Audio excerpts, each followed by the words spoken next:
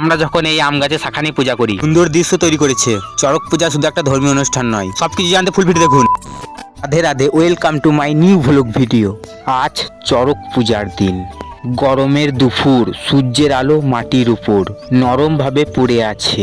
চারপাশে এক অদ্ভুত শান্তি। প্রকৃতি আজ নিজেই যেন পূজার জন্য প্রস্তুত। আমাদের বাড়িতেও আজ পূজার আয়োজন হয়েছে।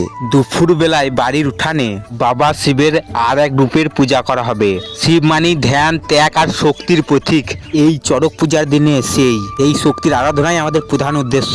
আমাদের সর্বমঙ্গলা ডাঙাতে ছোট ছোট আম গাছগুলো যেন আজ বিশেষভাবে সেজে উঠেছে। নতুন কচি আম সবুজ পাতায় ভরে আছে গাছগুলোই। হালকা বাতাসে পাতাগুলো দুলছে আর তার সঙ্গে একটা মিষ্টি গন্ধ ভেসে আসছে। এই আম গাছগুলোর শাখা আর আম সমেত আজকে পূজার কাজে ব্যবহার করা হবে। প্রকৃতির এই উপহার যেন আমাদের শিবের কাছে নিবেদন। প্রতিটি শাখা, প্রতিটি পাতা যেন আমাদের আশীর্বাদের প্রতীক। দুপুরের এই সময়টা, চারপাশে এক শান্ত ধীর ছন্দ, পাখিরা ডাকছে, মাঝে মাঝে হালকা বাতাস বইছে।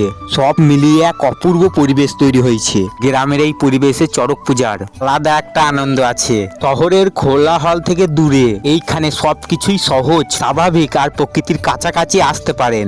আম গাছগুলোর নিচে দাঁড়ালে মনে হয় যেন প্রকৃতির কোলে আছি। ছোট ছোট আম গাছগুলো যেন ভবিষ্যতের প্রতিশ্রুতি। নতুন জীবন, নতুন শুরু।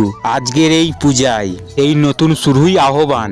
আমরা চাই শান্তি, সুস্থতা আর সুখ। দুপুরের রোদ একটু নরম হয়ে এসেছে। চড়ক পূজা শুধু একটা ধর্মীয় অনুষ্ঠান নয়, এটা একটা অনুভূতি, প্রকৃতির সঙ্গে, জীবনের সঙ্গে আর নিজের অন্তরের সঙ্গে সংযোগের একটা সময়। আর যখন আম গাছের শাখা নিয়ে পূজা করি, তখন আসলে আমরা প্রকৃতির কাছে মাথা নত করি। সব শেষ আবার বলছি, রাধে রাধে। ভিডিও এখানে শেষ, নেক্সট বলে ভিডিও দেখা হবে।